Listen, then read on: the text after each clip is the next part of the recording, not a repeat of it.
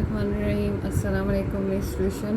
अभी तक साइकोलॉजी में एडीए पार्ट 1 में मैं आप लोगों को पेपर पैटर्न समझा चुकी हूँ कि पेपर में किस तरीके से आपने कितने क्वेश्चन और किस तरह के अटैम्प्ट करना है। और अब इस वाले जो वीडियो है उसमें मैं इन सब के सोल्यूशन बताऊँगी कि कौन कौन सा क्वेश्चन किस तरीके से आंसर करना है। तो सबसे पहले है what are the different perspective of psychology. इसे हम अप्रोचेस ऑफ साइकोलॉजी भी कह सकते हैं। और describe any one in detail. तो यहाँ पे सबके नाम लिखने हैं और उनको बताना, फिर एक को डिटेल में एक्सप्लेन करना है। तो इसका आंसर किस तरीके से करेंगे? ये इसका आंसर है अप्रोचेस ऑफ साइकोलॉजी और साइकोलॉजी पर्सपेक्टिव।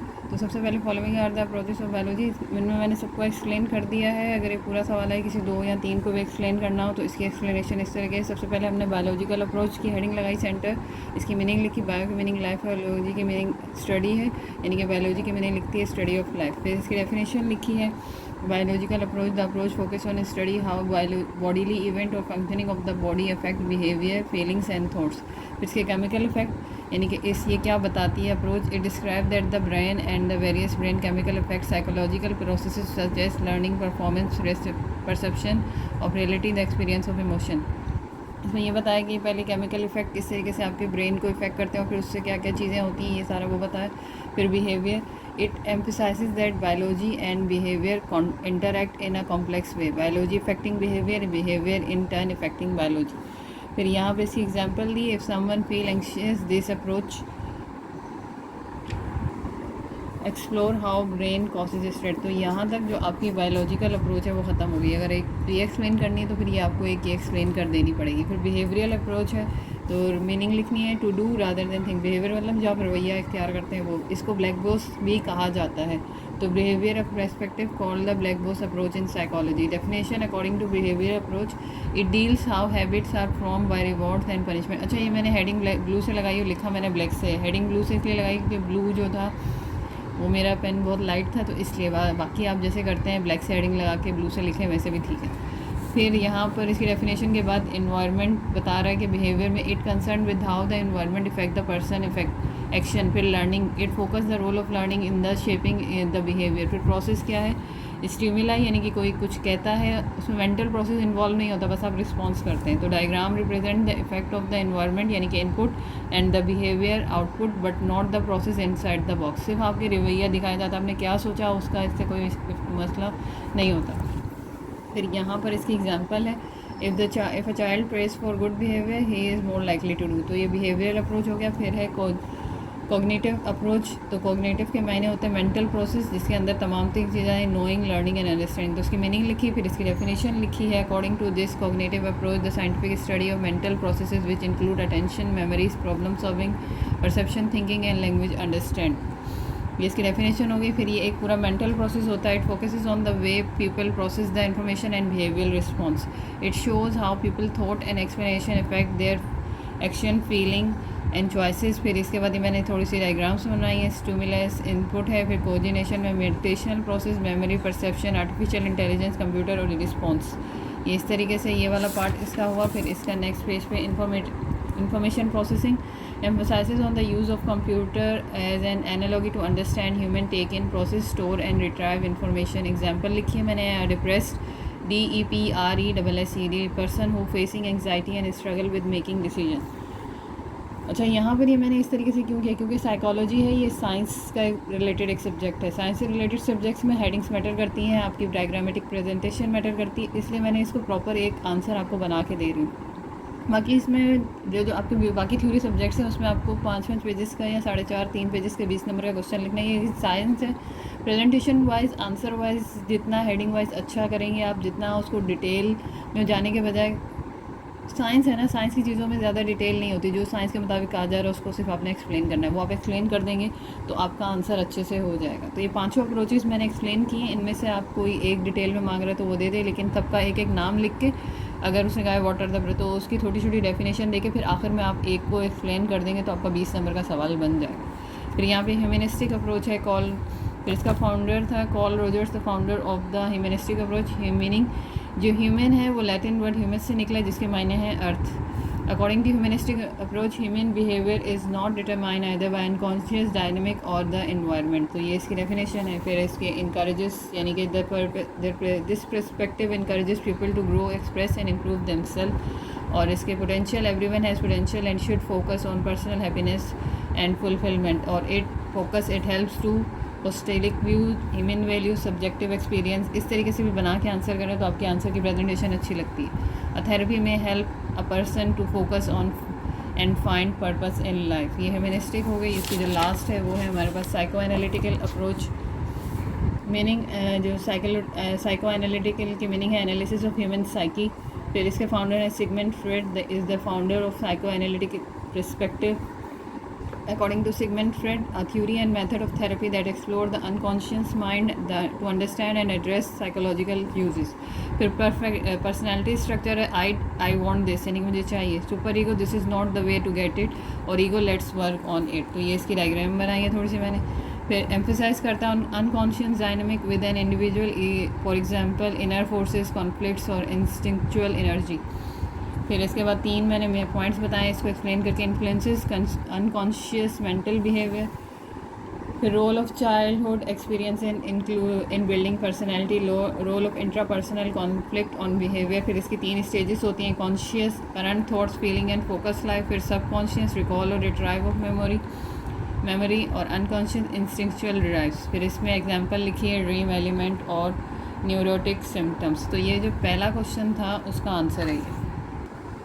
तो ये जो पहला क्वेश्चन था ये उसका आंसर है. और ये मैंने आपको लिख के इसलिए दिखाया था आपको प्रेजेंटेशन समझ आ जाए. अब जो नेक्स्ट क्वेश्चन है explain the structure and function, ये मेरी इस बुक में तो है लेकिन मेरे पास इसका अच्छा आंसर बना हुआ है तो मैं ये भी आपको दिखा देती हूँ. ये न्यूरॉन है, ये यहाँ से शुरू होगा, यहाँ से इसकी डेफिनेशन लिखिए. Neuron are the building blocks of the nervous system. Each neuron is specialise to generate and conduct neuronal signal और नर्व इम्पल्स. फिर यहाँ से स्ट्रक्चर आ जाएगा.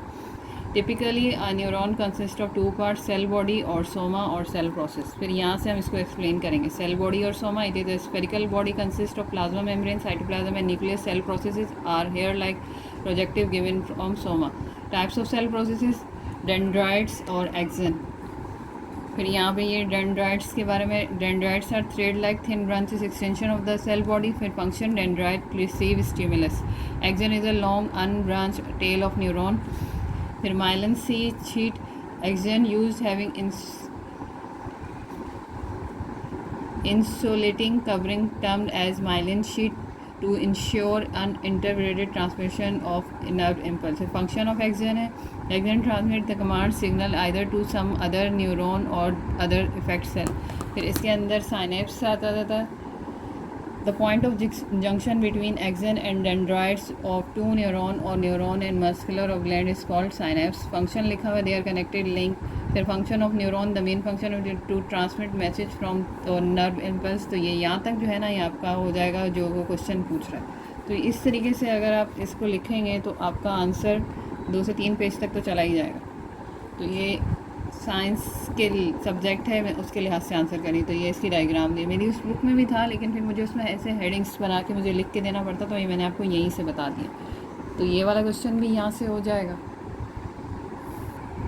फिर डिफ़ाइन करना था लर्निंग को, और लर्निंग का एक 1 method of conditioning in detail. तो यहाँ भी डिफ़ाइन इसकी डेफिनेशन शुरू होगी. यहाँ से सबसे पहले आप इसका इंट्रोडक्शन देंगे. ये वाला learning is the modification of pre existing behaviour and understanding it may have been present at birth, acquired through mutation और learn earlier. People learn primarily by identifying relationship between and noticing the regularity in the world around them. When 2 things repeatedly occur together people can predict the occurrence of one from knowledge of the other. फिर यहाँ से learning की definition आ जाएगी. तो ये इसका पहला part हो जाएगा. ये इतनी सी डेफिनेशन. अगर आपके पास और कहीं से अरेंज होती है तो एक और ऐड कर लें. फिर इसका उन्होंने मांगा है सवाल में 1 मेथड ऑफ कंडीशनिंग. फिर यहाँ से हम एक कंडीशनिंग को उसने एक्सप्लेन करने को गए. तो यहाँ से हम क्लासिकल कंडीशनिंग को एक्सप्लेन करेंगे. सबसे पहले हम क्या करेंगे, यहाँ से ये जो मैंने पॉइंट बनाया है, पॉइंट नंबर 1, यहाँ से आप हेडिंग लगाएंगे. सेंटर हेडिंग ये लगाने के बाद यहाँ हेडिंग लगाएंगे इंट्रोडक्शन की. इंट्रोडक्शन अब यहाँ से लेके यहाँ तक लिखेंगे. ये मैंने यहाँ डेफिनेशन की हेडिंग लगाई है. Classical condition could take place only when the 2 events to be associated अगर क्लोज टुगेदर. तो ये डेफिनेशन हो जाएगी. फिर यहाँ से आप पहले हेडिंग साइड हेडिंग लगाएंगे स्टिमुलस की, और यहाँ से लेके यहाँ तक आप ये लिख देंगे. फिर रिस्पॉन्स की हेडिंग लगाएंगे, फिर यहाँ से लेके यहाँ तक ये रिस्पॉन्स वाला पार्ट लिख देंगे। तो ये हो जाएगा, यानी कि पहले ये इंट्रोडक्शन लिखना है, फिर ये डेफिनेशन, फिर नेक्स्ट में ये हेडिंग लगा के ये लिख देना है। फिर आप एक्सप्लेन करेंगे उसको एग्जाम्पल से। तो यहाँ पे ये पैवल्स एक्सपेरिमेंट है विद, ये पूरा आप इसका इंट्रोडक्शन लिखेंगे यहाँ तक।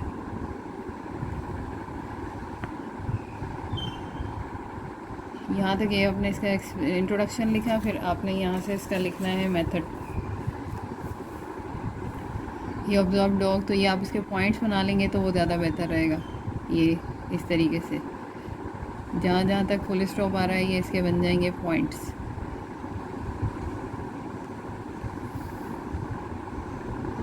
तो यहाँ तक ये ऑल यहाँ तक आएगा ये पहले, और यहाँ हेडिंग लगेगी एक्सपेरिमेंट की, और यहाँ फिर हेडिंग लगेगी all these are unlearn response they can also labelled uncondition response. तो यहाँ तक ये जो इधर से आएगा ये होगी इसकी ऑब्जर्वेशन, और ये बनेगा इसका रिज़ल्ट। तो ये थे बस इसको थोड़ा सा एक्सप्लेन करने को कहा, तो यहाँ तक कर दिया। अगर वो पावल एक्सपेरिमेंट डिटेल में आएगा तो वो हम नीचे से कर देंगे। तो क्लासिकल कंडीशंस को आप यहाँ से लेके यहाँ तक ये इसकी एग्जांपल तक एक्सप्लेन कर देंगे। तो ये अगला क्वेश्चन हो गया। फिर इसके बाद यहाँ पे क्वेश्चन नंबर 5 है, डिस्क्राइब साइकोलॉजिकल चेंजेस। अच्छा, ये वाला जो क्वेश्चन है डिफरेंशिएट बिटवीन वर्किंग मेमोरी और ये मैं अपलोड करूँगी बाद में बना के, तो ये मैं बाद में कर दूँगी। तो ये जब मैं मेंशन करूँगी तो वहाँ से आप देख लीजिएगा। Describe psychological changes occurring during the state of emotion. तो ये क्वेश्चन यहाँ से आएगा, साइकोलॉजिकल चेंजेस इन इमोशन। तो ये यहाँ से हम लिखना शुरू करेंगे पूरा एज इट इज़। ये यहाँ से आपने लिखा, ये यहाँ तक लिखेंगे। फिर role of autonomic nervous system, ये पूरा है, इसके पॉइंट्स बन सकते हैं अगर आप लोग बनाना चाहें तो।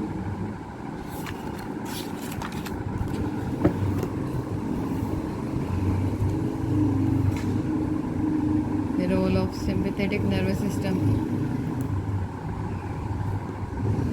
ये पूरा नहीं लिखना है, इसमें से आप इसको कट कर सकते हैं, ये बहुत डिटेल में चला जाएगा ये यहाँ तक।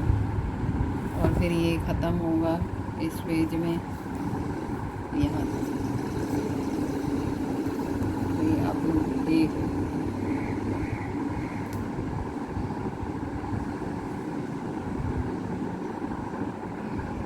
ये वाला पेज दोबारा से देखें।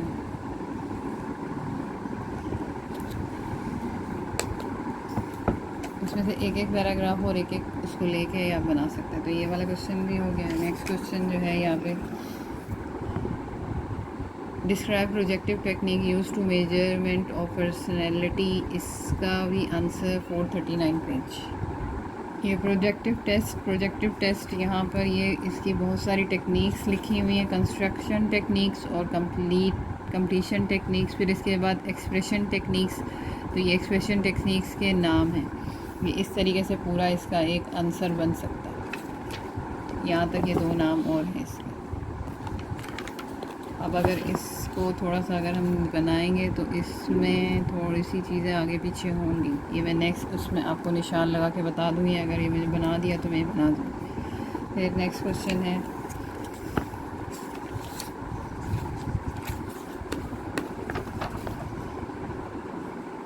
परसेप्शुअल ग्रुपिंग। ये भी मैंने बनाया, ये मैं अपलोड करूँगी। ये भी मैंने बनाया, ये मैं अपलोड करूँगी। ये एक्सपेरिमेंटल रिसर्च, ये इस बुक में है। ये रहा एक्सपेरिमेंटल मेथड या एक्सपेरिमेंटल रिसर्च। तो सबसे पहले आप यहाँ से आएंगे, ये सेंटर हेडिंग लगानी है। एक्सपेरिमेंटल यहाँ से लेके आपने यहाँ तक ये आपने शुरू में लिखना है। फिर इसके लिखने के बाद आप ये पर्पस की हेडिंग लगा दें या इसको कंटिन्यू कर लें। फिर उसके बाद आपने यहाँ से लेके यहाँ तक आना। ये लिखने के बाद फिर स्टेप्स ऑफ एक्सपेरिमेंटल मेथड, ये इसके स्टेप्स हैं। ऐसे नाम लिखें तो डायरेक्ट आगे हम हेडिंग की तरफ जाते हैं। तो सबसे पहले हेडिंग आती है फॉर्मुलेशन ऑफ प्रॉब्लम। तो ये फॉर्मुलेशन ऑफ प्रॉब्लम ये पूरा यहाँ से यहाँ तक। फिर आती है हमारी सेकंड हेडिंग हाइपोथेसिस। हाइपोथेसिस में हम पहले लिखेंगे यहाँ से यहाँ तक, फिर हम आएंगे यहाँ से यहाँ तक। तो ये पूरी हो जाएगी हाइपोथेसिस। हाइपोथेसिस के अंदर ये सब हेडिंग्स हैं, यानी कि इसकी हेडिंग आगे आएगी वेरिएबल की। तो वेरिएबल आप डिफ़ाइन करेंगे यहाँ से लेके ये पूरा यहाँ से SRO तक आ जाएगा, यानी कि यहाँ से आपने लिखना शुरू करना है और यहाँ तक आ जाएगा। फिर वेरिएबल्स की टाइप्स आएंगी, इंडिपेंडेंट वेरिएबल, फिर ये यहाँ से लेके यहाँ तक, ये बाकी एक्स्ट्रा है सब। फिर ये डिपेंडेंट वेरिएबल यहाँ से लेके यहाँ तक, फिर एक्सटेंशियस वेरिएबल यहाँ से लेके यहाँ तक। इसको थोड़ा सा मोर एक्सप्लेन कर देंगे यहाँ से लेके यहाँ तक। फिर इसके बाद ये दूसरी हेडिंग कंप्लीट होगी। फिर ये तीसरी हेडिंग है, इसमें पहले आप यहाँ से लेके यहाँ तक आएंगे। The overall plan of different conditions and treatment is called the experimental design. It involves the choice of variable subjects, ये सारा यहाँ तक आएगा। फिर इसके बाद ये यहाँ से लेके यहाँ तक, फिर ये इसके सारे आपने ये बता देना पॉइंट्स। फिर हम नीचे चौथी हेडिंग में जाएंगे, एक्सपेरिमेंटल एंड कंट्रोल ग्रुप। तो पहले आप यहाँ से लेके यहाँ तक लिखेंगे। This step is related to the selection of subject as they are assign to experimental और control group according to the demand of experimental design. फिर इसमें ये सारा एक्स्ट्रा है, ये सब नहीं लिखना। फिर आप यहाँ पे कंट्रोल ग्रुप का ये जो पैराग्राफ है ये लिखेंगे और एक्सपेरिमेंटल ग्रुप का जो पैराग्राफ है वो लिखेंगे। ये आपकी ये वाली हेडिंग हो जाएगी। फिर हमारी 5वीं हेडिंग आएगी यहाँ पे कंट्रोल कंडीशनिंग। इसमें आपने यहाँ से लेके ये एब्सेंट तक लिखना। फिर इसी के आगे इसी हेडिंग के अंदर जाके आपने ये द पर्पस से लिखना है, द पर्पस से लेके यहाँ तक। फिर ये अपरेटस पूरा हो जाएगा। फिर एनालिसिस ऑफ रिज़ल्ट, ये यहाँ तक आपका एक्सपेरिमेंट मेथड कंप्लीट हो जाएगा। ये आगे भी किसी क्वेश्चन में आएगा तो ऐसे ही आंसर करना है। फिर इसके बाद है मेथड ऑफ इम्प्रूव मेमोरी। अब ये है मिनेमोनिक्स कहते हैं इसको, इम्प्रूविंग मेमोरी, यानी कि ये तो इसमें आप शुरू से यहाँ से लेके यहाँ तक लिखेंगे। फिर यहाँ पर ये इसके मेथड शुरू हो जाएंगे। सबसे पहले मेथड ऑफ LOC है, ये पूरा आप ये लिख दें। फिर ये स्पेक्ट वर्ड सिस्टम है, ये पूरा, यानी कि बहुत सारे हैं, आप इसमें से कोई भी 7-8 देख के लिख दें।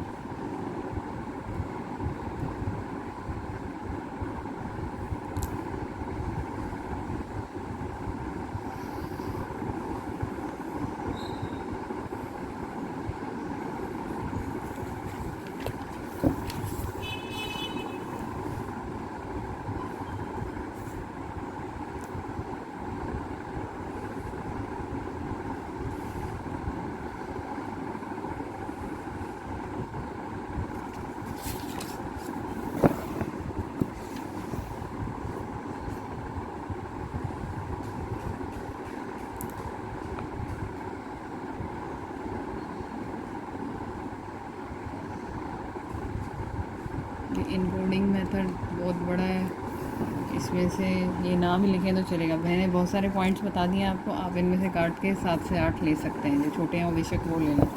तो ये सारे इस तरीके से आपके पास ये जितने क्वेश्चन थे उन पर मैंने निशान लगा दिए। सिर्फ 2 क्वेश्चन, एक परसेप्चुअल ग्रुपिंग और ये प्रोजेक्ट टेक्निक, और ये तीन क्वेश्चन मैं अपलोड कर दूँगी। ये कैरेक्टरिस्टिक्स वाला भी। अब इसमें क्वेश्चन नंबर 8 जो कंपलसरी है, इसका जो पहला आंसर है वो ए पे है, एनोरेक्सिया एंड बुलिमिया। दूसरा यहाँ पे मेमोरी है। फिर यहाँ पे क्रॉप्स बी पार्ट है, कॉर्पस कैलोसम। फिर ये मैच करना है यहाँ पे, तो इसका जो है वो 3 वाला है, इसका है 4 वाला, और ये 2 और इसका 1, यानी कि ये जो आगे लिखे हुए ये इनके आंसर के लिहाज से अरेंज हो जाएंगे। फिर इन्फॉर्मेंस, ये ट्रू है, ये फॉल्स है, ये ट्रू है, ये भी ट्रू है। फिर यहाँ पे हार्मोन्स है, ये इमोशंस है, और ये साइको एनालिटिकल है। अब ये सॉल्व करते हैं। यहाँ पे हमें mean compute mean of the following data, ये क्लास इंटरवल्स गिवन है और ये हमें फ्रीक्वेंसी गिवन है। अगर आप ये देख रहे हैं ये 29 है और ये भी 29 है, तो ये गलती से है। यहाँ पे ये कैसे बनता है, ये आपने सबसे पहले ऐसे लिखना है, इसको क्लास इंटरवल्स कहते हैं और ये फ्रीक्वेंसी होती है। अब सबसे पहले यहाँ से लेके यहाँ तक आप डिस्टेंस चेक कर सकते हैं। तो 5 में से 0 जाएगा तो 5 आएगा, तो इसका मतलब है यही डिस्टेंस हमने सब में जमा किया है। 5 में 5, 5 में 5, 5। तो यहाँ पर ये मिस प्रिंटिंग है। 24 में यहाँ पे उसने 5 जमा किया तो 29 आया। अब जब ये 29 में 5 जमा करेगा तो 29 नहीं आएगा, 34 आएगा। तो ये गलती हो सकती है, ये आप चेक कर लीजिएगा। फिर फ्रीक्वेंसी करनी है और फिर फ्रीक्वेंसी का करना है टोटल। ये हमने फ्रीक्वेंसी का टोटल किया तो फ्रीक्वेंसी का टोटल आया 32। यहाँ पे हमने x निकालना है, क्योंकि इसका फॉर्मूला होता है x summation f(x) upon summation f। तो सबसे पहले हमने x निकालना है। x को मिड पॉइंट भी कहते हैं। मिड पॉइंट क्या होता है, ये जो आपकी सारी लोअर लिमिट्स हैं और ये सारी अपर लिमिट्स हैं। तो लोअर लिमिट्स में अपर लिमिट्स को प्लस करना है। 0 में प्लस करेंगे 4 और इसको डिवाइड करना है 2 से, तो हमारे पास आंसर आ जाएगा 2, 5 में प्लस करेंगे 9 और 9 में प्लस करेंगे 5 को 14 और 2 से डिवाइड करेंगे तो 7। अब इसको कैलकुलेटर से कैसे निकालना है, सबसे पहले आप ये ब्रैकेट बनाएंगे, 5 + 9 ब्रैकेट लगाएंगे और डिवाइड करेंगे 2 से। लेकिन अगर आप ये ब्रैकेट नहीं लगाएंगे और ऐसे लिख देंगे डायरेक्ट तो ये आंसर गलत है, क्योंकि कैलकुलेटर बोर्ड मास से चलाता है। तो यहाँ से सबसे पहले आपने 5 + 9 ब्रैकेट 1 डिवाइड बाय 2 तो 7 आ गया। दूसरा आपने यहाँ पे साइज़ मालूम किया था, जब आप 5 में से 0 निकाला था तो 5 आया था। और तो इसमें क्या करते हैं, पहला निकाल लें और उसमें जो साइज़ है उसको ऐड करते हैं। जब 7 में मैं 5 ऐड कर दूँगी तो 12। अब ये 12 में चेक भी कर सकती हूँ कैसे, 10 में प्लस करेंगे 14 ब्रैकेट डिवाइड बाय 2 तो 12।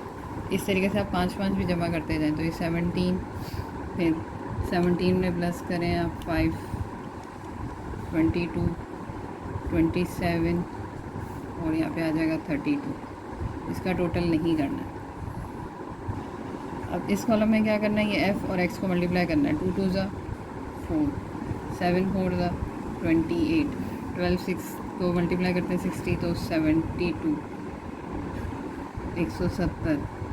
2 को मल्टीप्लाई करेंगे 22 से तो 44, 3 को मल्टीप्लाई करेंगे 27 से तो 81, 5 को मल्टीप्लाई करेंगे 32 से तो 160।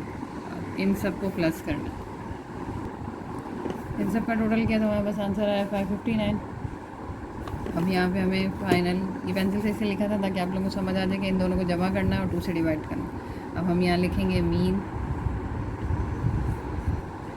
ग्रुप डेटा का मीन है, म्यू से शो करते हैं। तो हम यहाँ लिखेंगे mu equals to summation F X upon summation F. Summation F X का आंसर है 559 और समीशन एफ का आंसर है 32। इसको डिवाइड करेंगे तो हमारे पास आंसर आ जाएगा 17.468। इस तरीके से मैंने आप लोगों को 2021 का जो मीन का क्वेश्चन था यानी पूरा पेपर था वो निशान लगा दिया। मैं कोशिश करूँगी कि बाकी सब भी जल्दी करूँ। उम्मीद है आपको समझ आया होगा। मेरे चैनल सब्सक्राइब करें, वीडियोस को लाइक करें। अल्लाह आप सबको कामयाब करे। अल्लाह मेरा